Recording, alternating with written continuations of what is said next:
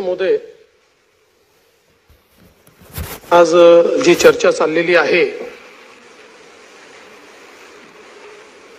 साधारणपणे आपल्याकडे चर्चेला उत्तर हे मुख्यमंत्री देत असतात, पण आम्ही हा जाणीवपूर्वक निर्णय केला की आमच्या मंत्रिमंडळातल्या सक्षम मंत्री त्यांनी लाडक्या बहिणीचं अतिशय उत्तम काम केलं, त्या आदितीताई या ठरावाला उत्तर देतील आणि म्हणून मी पण इतर सदस्यांसारखी बोलण्याची संधी याच्यामध्ये घेतलेली आहे। मला अतिशय समाधान आहे की आज जागतिक महिला दिनाच्या निमित्ताने महिलांच्या संदर्भात आणि त्यासोबत पुण्यश्लोक अहिल्यादेवी होळकर ज्यांना आपण लोकमाता म्हणतो, त्यांच्या 300व्या जयंतीच्या निमित्ताने त्यांच्याही कार्यातनं प्रेरणा मिळावी या दृष्टीनं ही चर्चा माननीय अध्यक्षांनी स्वीकारली, त्याबद्दल मी माननीय अध्यक्षांना मनापासून धन्यवाद देतो। महिला दिन उद्या असला तरी त्याच्या पूर्वसंध्येला ही चर्चा या ठिकाणी होते आणि या निमित्ताने सभागृहातील सर्व आमच्या ज्या भगिनी आहेत त्या सर्व भगिनींना मनापासून शुभेच्छा देतो आणि राज्यभरातल्या ज्या आमच्या लाडक्या बहिणी आहेत त्यांच्याही समोर मी या ठिकाणी नतमस्तक होतो। खरं म्हणजे या निवडणुकीमध्ये बहिणींचा चमत्कार काय असतो तो देखील आपल्याला अनुभवायला मिळाला आणि मी या सभागृहात अतिशय जबाबदारीनं सांगतो, काहीही बातम्या येऊ द्या पण काही झालं तरी लाडकी बहीण योजना बंद होणार नाही, ही योजना सुरूच राहील। आमच्या बहिणींना ही जी काही शासनाच्या वतीनं एक मदत आहे ती मिळत राहील आणि मला अतिशय आनंद आहे की आमच्या महिला बाल विकास मंत्री अदितीताईंनी या ठिकाणी हे जे काही आपण आपल्या बहिणींना पैसे देतो तेही योग्य प्रकारे त्याचा विनियोग झाला पाहिजे याची ही योजना तयार केली आहे।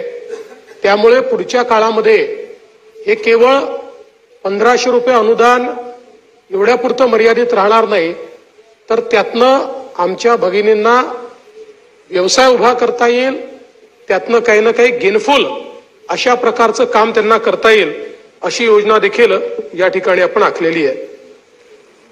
आपल्याला माहिती आहे की जगातला हा एकमेव देश आहे की ज्या देशामध्ये आपल्या देशाला आपण माता मानलेला आहे, ती आपली भारत माता आहे।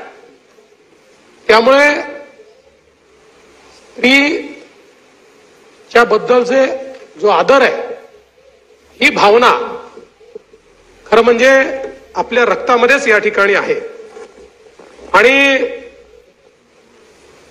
जन्मभूमीला मातृभूमीला सन्मान देणारी अशा प्रकारची आमची संस्कृती आहे। आपण म्हणतो जननी जन्मभूमी स्वर्ग से महान है, अनादि है अनंत है सृष्टि का विधान है। आणि म्हणूनच आपण जर बघितलं तर आज आपला देश हा जगातली सगळ्यात मोठी लोकशाही आहे आणि या लोकशाहीमध्ये आपल्या संविधानाने सर्वांना अधिकार दिला। इंग्लंडमध्ये देखील महिलांना मतदानाच्या अधिकाराकरता 20व्या शतकामध्ये संघर्ष करावा लागला, पण आमच्या संविधानाने मात्र पहिल्या दिवसापासून स्त्री आणि पुरुष समानतेचा मंत्र स्वीकारला आणि सगळ्यांना एका मताचा अधिकार देऊन एक प्रकारे या लोकशाहीमध्ये भागधारक बनवण्याचं काम केलं। आज आपल्याला खरं म्हणजे कल्पना आहे की ही जी लोकशाही आपण बघतोय,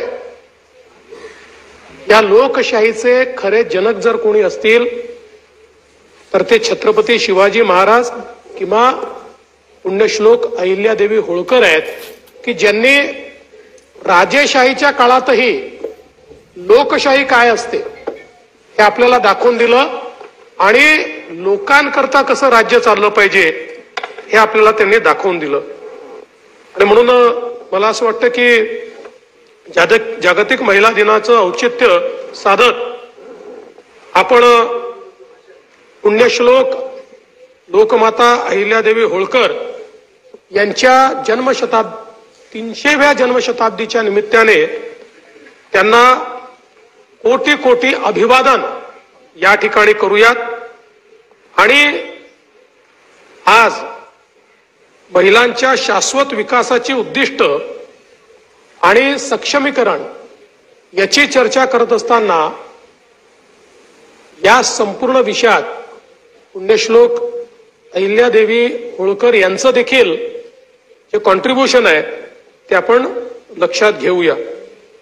खरं तर आपला देश मातृभावनेने ओतप्रोत या ठिकाणी भरलेला आहे. स्वराज्य जननी राजमाता आई जिजाऊ मासाहेब असतील, वीरांगना ताराराणी असतील, झाशीची राणी लक्ष्मीबाई असतील, पुण्यश्लोक अहिल्यादेवी होळकर असतील, क्रांतिज्योती सावित्रीबाई फुले असतील, अशा कितीतरी महान मातांनी आपला महाराष्ट्र या ठिकाणी घडवला. आणि आपल्याला कल्पना आहे की आपल्या संस्कृतीमध्ये आपण नदीलाही मातेची संज्ञा दिली आहे. आपले पूर्वज कदाचित फार हुशार होते, त्यांना हे माहिती होतं की नदी हे जीवन आहे. आणि म्हणून नदीचं संवर्धन आपण केलं पाहिजे. ही भावना कधी येईल तर आपल्याला सर्वात प्रिय आपली माता असते. माता आपल्याला जगवते तशी नदी आपल्याला जगवते. आणि म्हणून आपण बघितलं असेल तर आपल्या देशामध्ये सगळ्या नद्या, गंगा आहे, यमुना आहे, सरस्वती आहे, गोदावरी आहे, चंद्रभागा आहे, कोणते पुरुषाचं नाव कुठल्याच नदीला मिळालेलं आपल्याला पाहायला मिळत नाही. कारण आपली जी संस्कृती आहे ही खरं म्हणजे स्त्री शक्तीला सर्वोच्च मानणारी आपली संस्कृती आहे. आणि आपल्याला माहिती आहे की शक्तीशिवाय आपण जर जगाचा इतिहास बघितला किंवा आपल्या संपूर्ण संस्कृतीचा इतिहास बघितला तर तो आपल्याला त्या ठिकाणी पूर्ण होताना दिसत नाही. आई जिजाऊ मासाहेबांनी स्वराज्य आणि स्वाभिमानाची शिकवण दिली. ताराराणींनी स्वराज्य रक्षणाची शिकवण दिली. खरं म्हणजे ताराराणींच्या शौर्यामुळे छत्रपती संभाजी महाराजांनंतर दख्खन विजयाचं जे स्वप्न औरंगजेब आणि मोगल पाहत होते ते धुळीस मिळालं. आणि याच मातीमध्ये औरंग्या गाडला गेला. हा देखील इतिहास आपण सगळ्यांनी बघितलेला आहे. पुण्यश्लोक अहिल्यादेवींनी आपल्या कर्तृत्वाने महिला कर्तृत्वाची पताका ही जगभरात फडकवलेली आहे. आज संयुक्त राष्ट्र ज्या उद्दिष्टांची चर्चा करतं, ज्याला SDG म्हणतात, ही जी सगळी शाश्वत विकासाची उद्दिष्ट आहेत, ही उद्दिष्ट 300 वर्षापूर्वी त्या ठिकाणी पुण्यश्लोक अहिल्यादेवींना ज्ञात होती. आणि त्यांच्या राज्यामध्ये त्या प्रत्येक गोष्टीवर त्यांनी काम केलेलं आपल्याला या ठिकाणी पाहायला मिळत आहे. त्याच्यामध्ये गरिबी असेल, झिरो हंगर, गुड हेल्थ, असे जे काही आहेत हे सगळे वाचून दाखवणार नाही. पण या सगळ्या गोष्टी आपल्याला या ठिकाणी पाहायला मिळतात. Good health, well being, quality education, gender equality, clean water sanitation, affordable clean energy, decent work, economic growth, industry innovation and infrastructure, reduce inequalities, sustainable cities and communities, responsible consumption, production, climate action, life below water, life on land, peace, justice, strong institution, partnerships for the goal. उदाहरणासहित यातली प्रत्येक गोष्ट ही कशी त्या काळामध्ये तेव्हाच्या तंत्रज्ञानात अहिल्यादेवींनी केली हे देखील या ठिकाणी आपल्याला दाखवून देता येईल. आणि म्हणूनच आपण जर बघितलं तर पूर्वीचे त्या काळात जे काही कायदे होते किंवा त्या काळामध्ये जे काही कर पद्धती होत्या, अहिल्यादेवींनी त्यांच्या राज्यामध्ये कर पद्धतीमध्ये आमूलाग्र बदल आणला. काही ठिकाणी त्याचं सौम्यीकरण केलं आणि गरिबाच्या हक्काचं रक्षण करून प्रत्येक गावामध्ये त्या संदर्भात पंच अधिकारी त्यांनी नेमले. देशभरामध्ये मगाशी ताईंनी देखील उल्लेख केला, अनेकांनी उल्लेख केला की परकीय आक्रमकांनी इथली संस्कृती नष्ट करण्याकरता आपल्या श्रद्धास्थानांवर सर्वाधिक आघात केला आणि ती सगळी श्रद्धास्थानं ही ध्वस्त करण्याचं काम केलं. या ठिकाणी पुण्यश्लोक अहिल्यादेवी या पहिल्या अशा राणी होत्या की ज्यांनी केवळ स्वतःच्या राज्याचा विचार केला नाही, असेतू हिमाचल या संपूर्ण भारतामध्ये ज्या ज्या ठिकाणी आपली श्रद्धास्थळं नष्ट झाली होती त्या त्या ठिकाणी जाऊन त्या श्रद्धास्थळांचं पुनर्निर्माण हे त्यांनी केलं. आज आपण काशीचं जे काही मंदिर, आता तर नवीन कॉरिडॉर तयार झाला आहे, पण त्याच्यावर हल्ला केल्यानंतर, औरंगजेबाने ते तोडल्यानंतर, त्या ठिकाणी मशीद बांधल्यानंतर पुन्हा एकदा त्याचं संवर्धन करून तिथेच एक मंदिर बांधायचं हे काम जर कोणी केलं असेल तर ते अहिल्यादेवींनी या ठिकाणी केलं. अयोध्या असेल, नाशिक असेल, द्वारका असेल, पुष्कर असेल, ऋषिकेश असेल, जेजुरी असेल, पंढरपूर असेल, गया असेल, उदयपूर असेल, चोंडी, या सगळीकडे त्यांनी मंदिरे बांधली. आणि याशिवाय सुरटी सोमनाथ, ओंकारेश्वर, मल्लिकार्जुन, औंढ्या नागनाथ, काशी विश्वेश्वर, विष्णुपाद, महाकालेश्वर या सगळ्या मंदिरांचा जीर्णोद्धार हा अहिल्यादेवी होळकर यांनी त्या ठिकाणी केला. एवढंच नाही तर वाराणसी, प्रयाग, पुणतांबे, जांब, त्र्यंबकेश्वर, नाशिक या सगळ्या ठिकाणी नदीला विस्तीर्ण घाट त्यांनी तयार केले.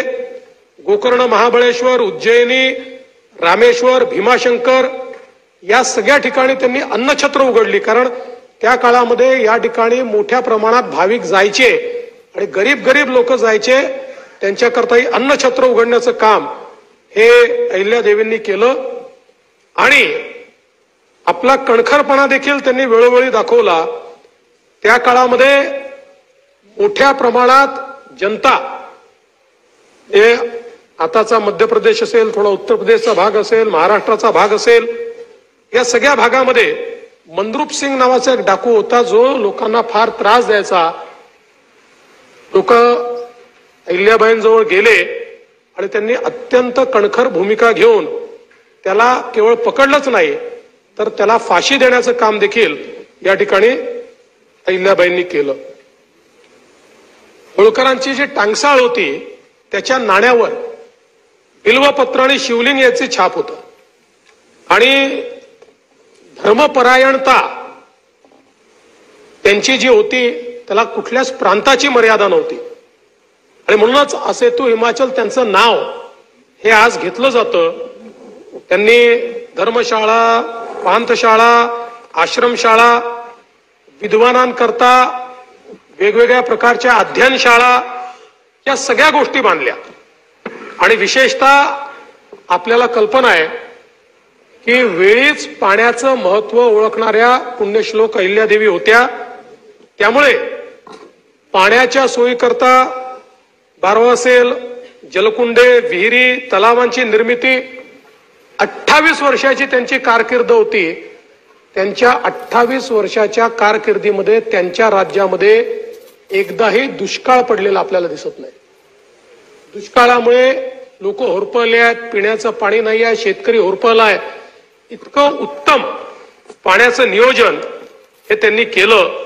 खरं म्हणजे छत्रपती शिवाजी महाराज असतील किंवा अहिल्यादेवी असतील, यांचं जे जलसंधारण आहे हे इतकं प्रभावी आहे की आजही आपण जलयुक्त शिवार सारखी योजना जेव्हा राबवतो त्यावेळी त्या योजनांची प्रेरणा त्या ठिकाणून आपल्याला मिळते. इतक्या मोठ्या उंच उंच गडांवर, दुर्गांवर पुरेल एवढं पाणी साठवणं, त्याचा योग्य साठा तयार करणं, पावसाचा थेंबन थेंब त्या ठिकाणी साठवला जाईल असा प्रयत्न करणं, या सगळ्या गोष्टी त्यांच्या माध्यमातून त्या ठिकाणी होताना आपल्याला पाहायला मिळतात.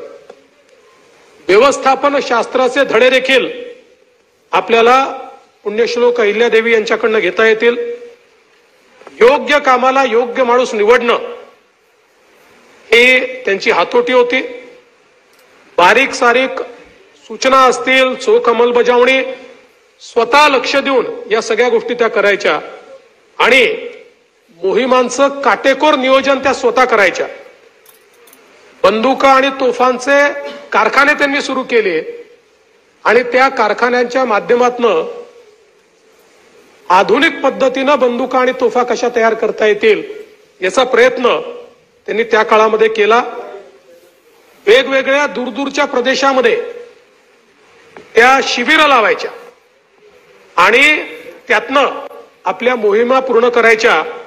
खरं म्हणजे त्यांचं जे व्यवस्थापन होतं ते देखील अतिशय उत्तम अशा प्रकारचं व्यवस्थापन होतं. आपल्याला माहिती आहे, जरा मागे गिरीश भाऊ,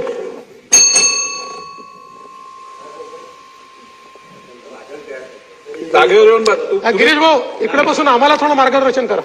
सन्मान्य मंत्री महोदयांनी जागेवर बसावं.